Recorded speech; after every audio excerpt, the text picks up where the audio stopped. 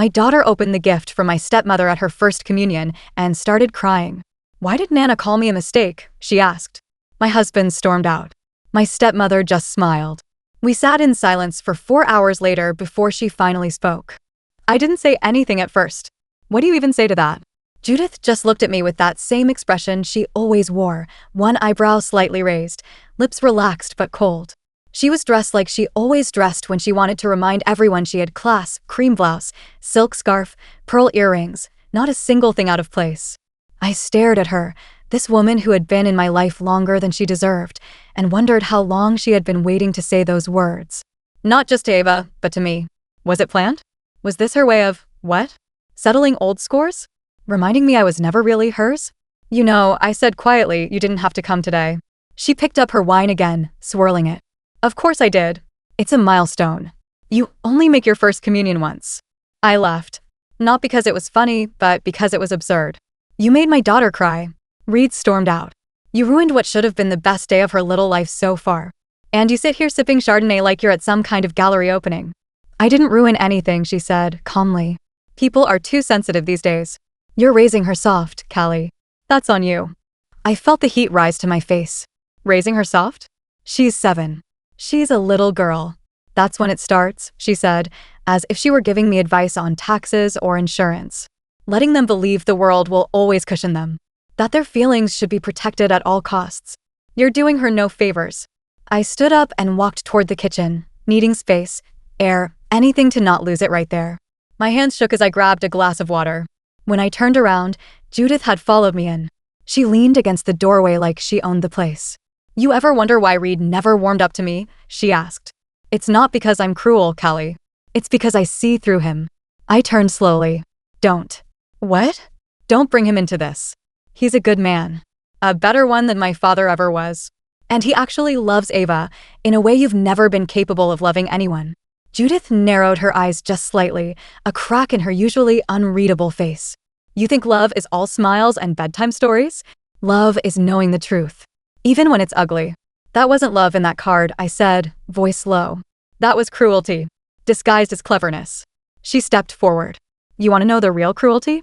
I gave up my career, my city, my life, to marry your father, to come here, to play house with a man who was still in love with a ghost and a teenage daughter who never gave me a chance. I sacrificed more than you know." I crossed my arms. "You didn't have to. You could have walked away." "Oh, believe me," she said with a bitter laugh. "I should have." We stood in silence again, but this time it wasn't the polite silence of strangers. It was the thick, suffocating quiet of two people who have finally said everything they'd held in for years.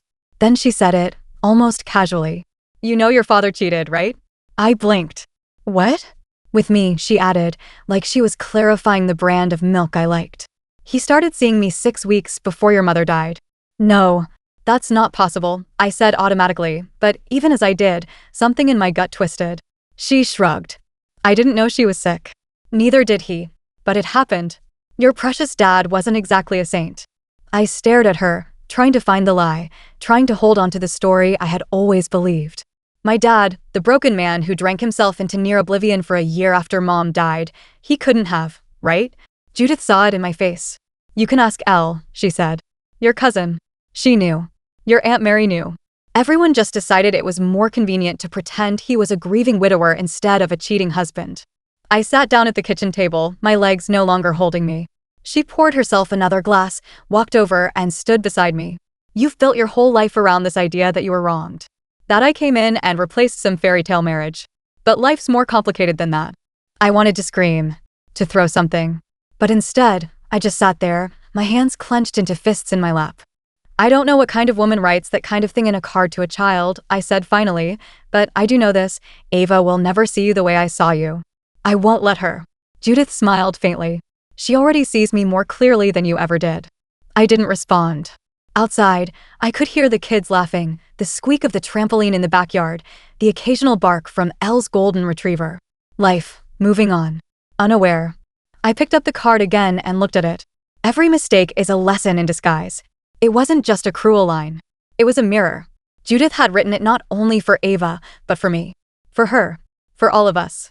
She thought she was being wise, dropping that BMB wrapped in a rhyme. But what she didn't realize was that it was also a confession. Reed didn't come home that night. He texted me around 9:40 p.m., just 3 words, "I need time." And you know what? I didn't blame him. I sat on the edge of our bed, holding my phone like it might start bleeding. Ava had finally fallen asleep around 8, after asking me for the 5th time if she'd done something wrong. I told her no, of course not, that she was perfect, that Nana had just made a mistake with her words. A mistake. How ironic. Judith left right after sunset without a goodbye. She didn't ask to see Ava again. Just grabbed her handbag, topped off her lipstick in the hall mirror, and walked out the front door like she was leaving a brunch that had gone dull. The house was quiet. Too quiet. I wandered back to the living room, still in the dress I wore to the church, and sat in the spot where she'd been. I picked up the wine glass she'd left behind and sniffed it. Chardonnay.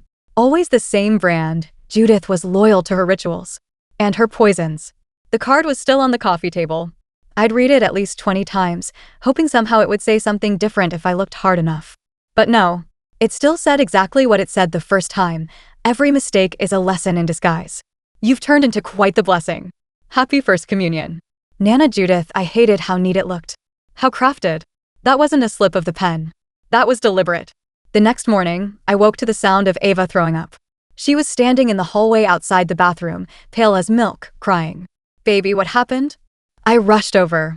"My tummy hurts. I don't want to go to school." "You're not going anywhere today," I said, scooping her up and cradling her like I used to when she was small enough to fit under my chin. We stayed home. I called out of work. I teach 3rd grade at McCaskey Elementary and kept her bundled on the couch with ginger tea and Disney+. But around noon, while I was folding laundry, she asked, "Mom, am I really a mistake?" I dropped the towel I was holding. My knees nearly gave out. I walked over slowly, crouched in front of her. No, Ava, you are not a mistake. You are the best thing that ever happened to me." But Nana said, "Nana was wrong," I said, more firmly this time. Sometimes grown-ups say things they think sound clever or poetic, but they're really just mean. She nodded slowly, still confused, still too little to understand the depth of what had been dropped on her. But I could see it left a mark. "Okay," she said finally. Then she asked, "Why doesn't Daddy want to come home?" I swallowed hard. He just needed a little space. He'll be back soon. Is he mad at me? "Oh no, honey," I said, gathering her in my arms again. "No, never." I texted Reed again that night. She asked if she was the reason you left. He didn't respond for an hour. Then finally, "I'm not mad at her. I'm mad at what she did. I'm trying to cool down so I don't say something I regret." I didn't push. I knew him.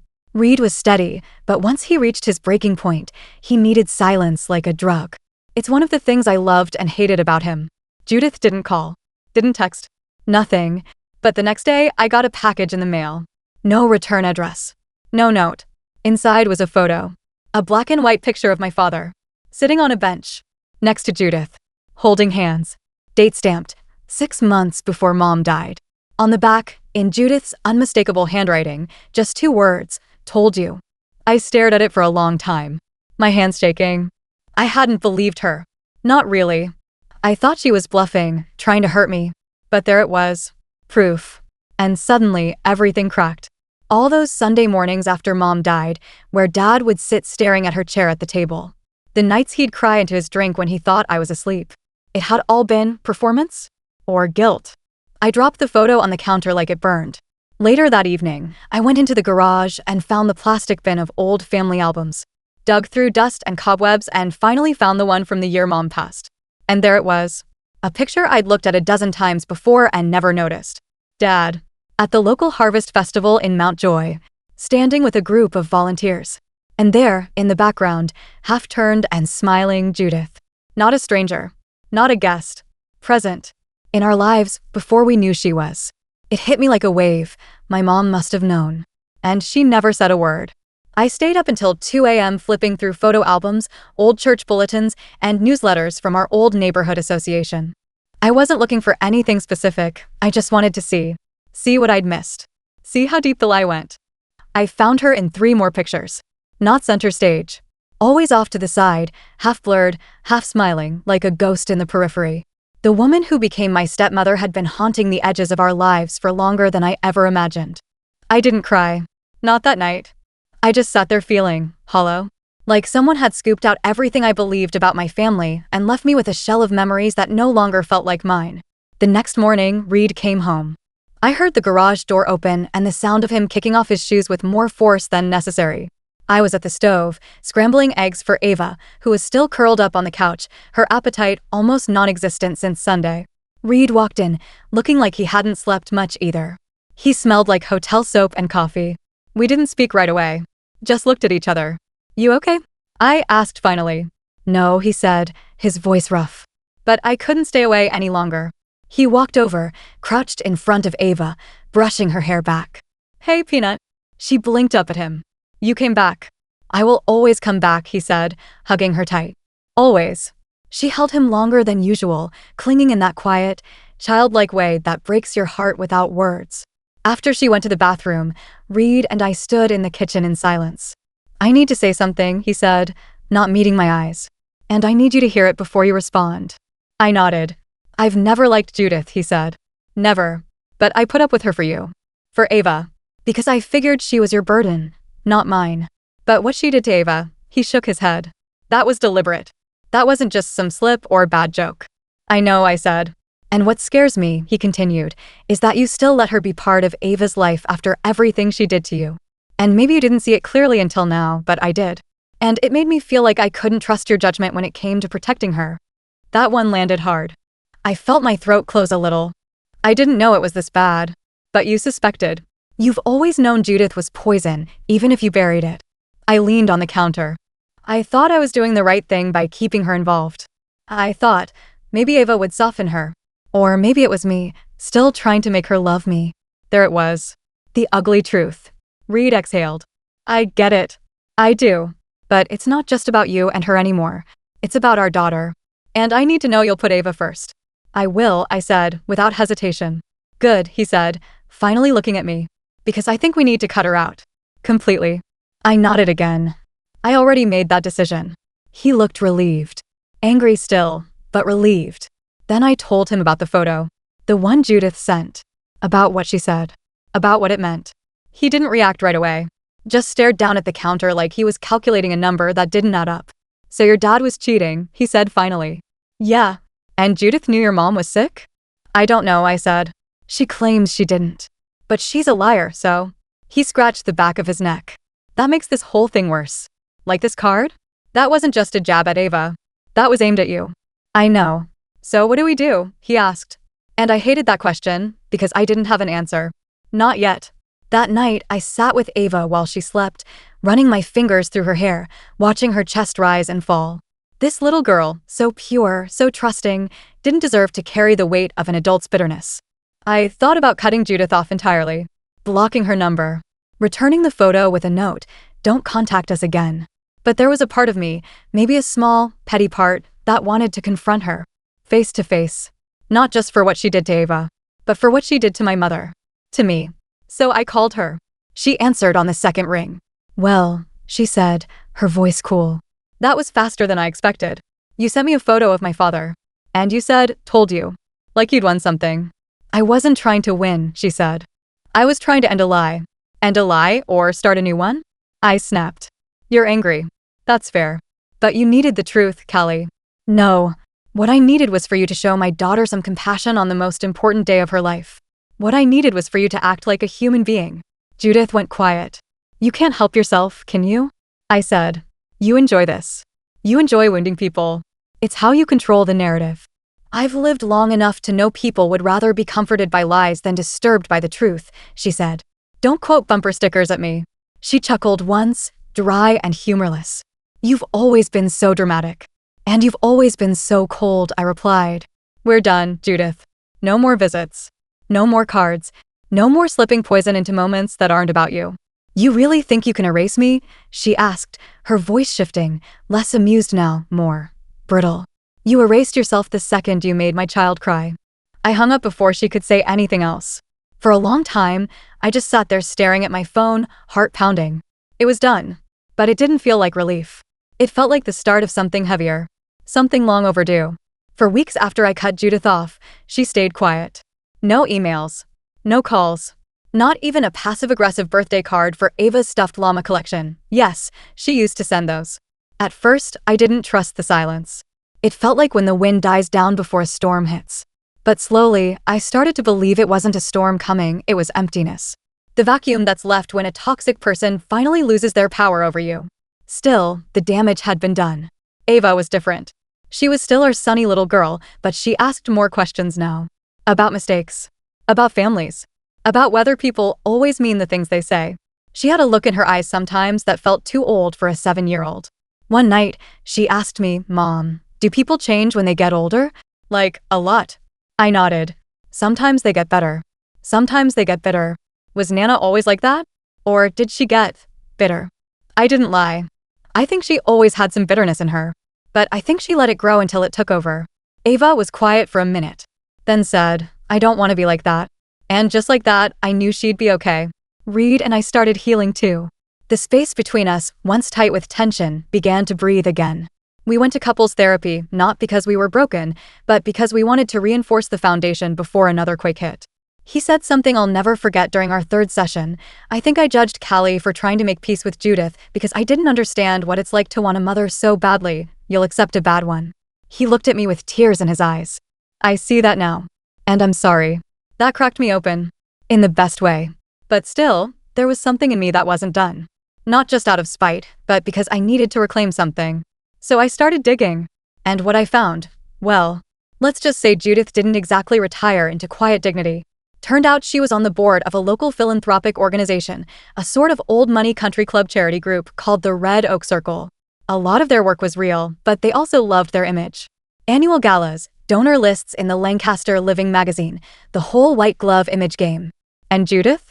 She chaired the youth outreach committee. Oh, the irony. I had no intention of destroying her life. But I did want her to face consequences in the most poetic way possible, her reputation. Her mask. The thing she treasured more than anything else. So I wrote a letter. Not to her. To the board of the Red Oak Circle. And I didn't make anything up. I just told the truth. Dear members of the Red Oak Circle, I am writing not as a parent seeking revenge, but as a mother protecting her child. At my daughter's first communion, Judith gave her a gift with a note that called her a mistake. My daughter is 7. She read those words and cried in front of her family. Judith later told me that I was also a mistake, and she's made a habit of wielding truth as a weapon for years. I'm not asking you to remove her. I simply ask you, is this who you want representing your youth committee? I am prepared to share this story publicly, but I'd rather believe your organization stands for the very values it promotes: respect, compassion, and decency. Sincerely, Callie W. I mailed it with a copy of the card Judith wrote to Ava. 3 weeks later, she called me. Blocked number. I shouldn't have answered, but I did. "You smug little witch," she hissed. "You think you've won something?" "I didn't win," I said calmly. "You lost. They voted me out. Without even a meeting. 30 years of service, and I'm cast out like trash. You handed them the reason yourself." I just shined a light on it. She was breathing hard. Rattled. More rattled than I'd ever heard her. "I hope you know you're raising a child in a world that rewards weakness," she snapped. "That's what this is, coddling. She'll never survive if she can't even take a few words in a card." "She's not just surviving," I said. "She's thriving. Because I'm raising her to be everything you're not. Kind. Self-aware. Loved. Silence." Then, in a voice so low I barely caught it, "You think you're better than me?" "No," I said, with a smile she couldn't see. "I know I am." And I hung up. That was the last time I ever heard from her. She didn't try to come back. Not through a letter, not through the holidays, not through her old backdoor tactics of guilt and performance. And she certainly didn't send any more cards.